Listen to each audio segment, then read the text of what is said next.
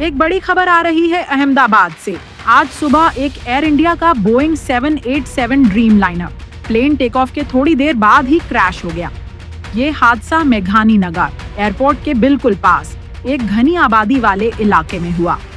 इस फ्लाइट में 242 लोग सफर कर रहे थे, जिसमें 2 पायलट्स और 10 कैबिन क्रू भी थे, जिसमें 159 इंडियंस, 53 ब्रिटिश, 7 पुर्तगाली और 1 कैनेडियन शामिल हैं।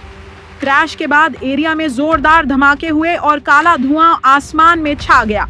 लोकल लोग और इमरजेंसी टीम्स तुरंत मदद के लिए पहुंच गए, लेकिन अब तक कम से कम 30 लोगों की मौत की पुष्टि हो चुकी है।